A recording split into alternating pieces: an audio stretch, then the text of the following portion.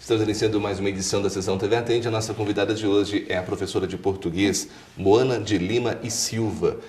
Moana, é um prazer recebê-la aqui na Sessão TV Atende. Muito obrigada, João. É um prazer fazer parte dessa equipe e poder falar um pouquinho sobre a redação e sobre o ensino de português. Moana, você tem uma ligação grande com o Enem. Redação é um dos requisitos mais importantes e por isso exige muita atenção do aluno. Como professora, na sua opinião, quais são os erros mais comuns que os estudantes cometem na hora de fazer redação? Olha, os alunos, eles cometem vários erros, né, que são frequentes, mas nós acostumamos a agrupar esses erros em dois grandes módulos, né? Podendo dizer que o aluno ele tem erros na questão da criação, da produção e das ideias, que seriam erros dele não apresentar no texto, né, o amadurecimento das ideias, dele não possuir um repertório, né, diversificado para defender o ponto de vista em relação a esse tema apresentado, né, da redação, ou ainda ele não explorar a capacidade dele mesmo de pensar, criticar e raciocinar sobre o assunto. E também tem os outros erros que já são da propriedade mais da escrita em si, que seria o uso, né, o uso de palavras repetidas, né, o uso de palavras equivocadas, então os erros ortográficos, a falta de acentuação, o uso de clichês e de chavões que só servem para tapar buraco, então não enriquece o texto, o pleonasmo, que mostra um descaso com a construção textual. E um erro que é muito grave para os alunos, na escrita especificamente, é a questão da ambiguidade. Muitas vezes eles fazem uma frase, um enunciado, que permite dupla interpretação. E o corretor, ao ler o texto, se ele faz uma interpretação que não é a adequada, o aluno acaba sendo penalizado. Então, esses desvios na escrita acabam prejudicando o candidato. Para o aluno, vale aquele conselho antigo, introdução, argumentação e conclusão, início, meio e fim? Vale, porque a redação ela é estruturada dessa forma, né? É apresentado para o candidato, falando em dissertações e pensando no Enem. É apresentado para ele um tema em que ele tem que argumentar. Então ele tem que se posicionar de uma forma coerente, apresentando mesmo o início, o meio e o fim do raciocínio dele.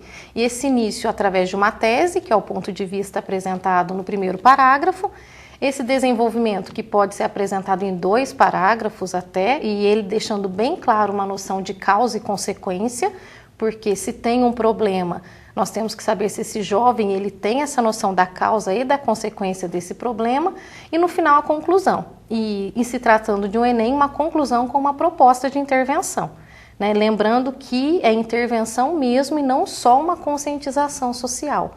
Então é uma proposta que pede mais do que uma reflexão, uma ação. Então o aluno tem que ficar bem atento a essas questões. O tema desse ano é um tema bem atual e também pode se tornar um tema polêmico, e se o aluno não se souber se expressar, ele pode ser prejudicado? Sim, o tema desse ano foi um tema bem escolhido, mesmo sendo um tema previsível, né? Porque nós sabemos que o Enem ele é uma avaliação de uma vertente social, então ele quer situar o candidato dos problemas sociais que estão acontecendo. E a violência é um dos maiores problemas sociais que nós temos hoje, e o que tem gerado a violência é a intolerância. Né? Como nós já até falamos várias vezes, a questão da intolerância ela se dá em várias esferas, né? Seja religiosa, seja étnica, seja por orientação sexual, e a intolerância religiosa faz parte de toda essa violência que tem sido abordada hoje na sociedade. Então foi um tema bem escolhido e um tema bem atual. Mas essa questão da intolerância religiosa é um tema que exige algo mais do aluno, porque ele não vai poder escrever uma redação que fique no senso comum falando que a intolerância religiosa é de fruto religioso apenas. Ele vai ter que apresentar, para ter uma redação diferenciada, a questão da economia, da política, a questão histórica que envolve os conflitos religiosos no mundo e também na hora de levantar uma proposta de intervenção. Isso eu entro na questão da argumentação. A leitura é o segredo para mim ter material, para mim ter informações, para mim poder fazer uma boa argumentação, para mim fazer uma boa redação e conseguir atingir esse objetivo. Esse é o segredo? O primeiro passo é, sem dúvida, a leitura, principalmente para a área de linguagem, é o pré-requisito fundamental. Né? Tem até uma frase que é muito conhecida, que todo bom escritor é, antes de tudo, um bom leitor, e isso é válido, porque se ele não tiver leitura, ele não tem repertório. E até o conhecimento mesmo do padrão de escrita, muitas vezes se dá pelo hábito da leitura. Ao ler, ele vai gravando como é feita uma construção de um parágrafo, como é uma pontuação adequada, e muitas vezes ele não se apega às regras, mas com a leitura ele conseguiu se adaptar a esse padrão de escrita formal para um vestibular. Então, a necessidade da leitura ainda é o pré-requisito primordial. Tem gente que vê o português no Enem como um grande bicho-papão. Como que eu me preparo especificamente para essas questões de português durante aí o Exame Nacional do Ensino Médio? Primeiramente é começar com a leitura, como nós já falamos, né? E depois, hoje nós vivemos um agravante com o estudo mesmo dos alunos. Isso em todas as áreas, mas nós vamos focar um pouco mais no português, que é o tema do programa. Mas o foco no estudo hoje é o que tem sido mais agravante até do que a falta de leitura. Porque o candidato, se ele criar um hábito de leitura, que já é o primordial, após isso ele tem que criar o hábito de estudo. Então, um estudo sequenciado, com horário marcado e com concentração. Então, para isso é necessário mesmo deixar de lado os recursos, né, que nós temos tecnológicos.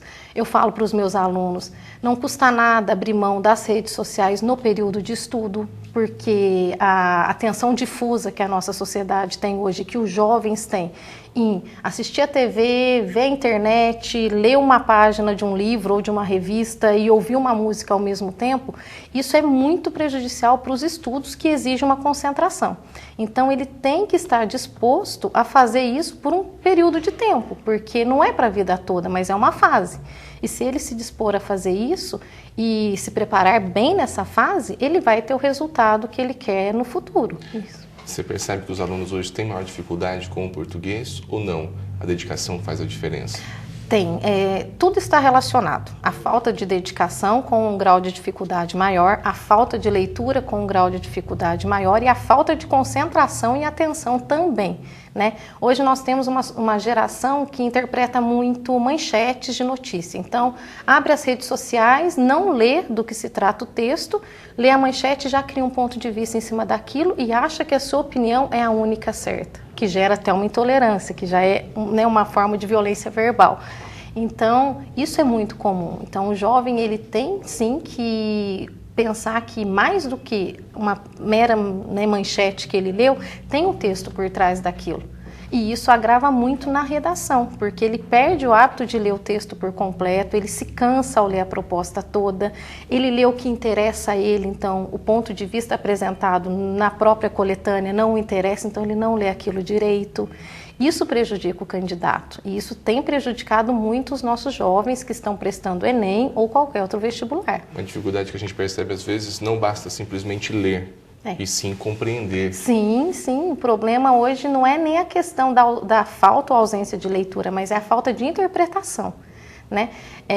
Até esses dias eu ouvi uma reportagem do Karnal, que é um grande pensador agora, né, e que está trabalhando, é um dos maiores pensadores, né, da geração contemporânea nossa, e ele falou muito sobre isso, sobre a questão da ausência de interpretação por se considerar superior. Então, a minha ideia é a que basta, então não basta o que o outro escreveu. Se eu concordo, eu posso até ler. Se eu discordo, aí já não me interessa mais. Então, essa falta de interpretação e respeito pela opinião alheia tem refletido nas ações, tem refletido na postura e é o reflexo da nossa escrita. Para quem está em casa, vai prestar o Enem o ano que vem, ou foi mal nessa edição, qual que é o conselho, a dica que você deixa para ter um bom Enem? Para ter um bom Enem, primeiro rever tudo que ele não fez esse ano, né? Ou que fez e que o atrapalhou. Depois uma autocrítica, como é difícil nós nos criticarmos, né? Mas se a pessoa estiver disposta a falar, olha, eu errei nisso, e aceitar essa crítica, essa autocrítica, quer dizer, ele está disposto a mudar. Aí a partir disso, vou falar mais uma vez, o hábito da leitura, que é fundamental, e criar o hábito de estudo. e se programar mesmo, fazer um estudo, como já foi dito, sequenciado, com horário marcado, com disposição e a partir disso se programar e pensar mesmo, não é uma opção de vida e que eu vou viver eternamente fazendo isso, mas é uma etapa. E para se alcançar os objetivos, nós temos que estar dispostos a fazer bem as etapas, né? E se ele fizer bem tudo isso e se dedicar aos estudos, com certeza ele vai ter um bom resultado no próximo ano. Bom, eu agradeço a sua participação aqui e até uma próxima oportunidade falando um pouco mais sobre redação, sobre português e outros assuntos ligados à língua portuguesa. Eu que agradeço, muito obrigada. Conversamos hoje na sessão TV Atende com a professora Moana de Lima e Silva.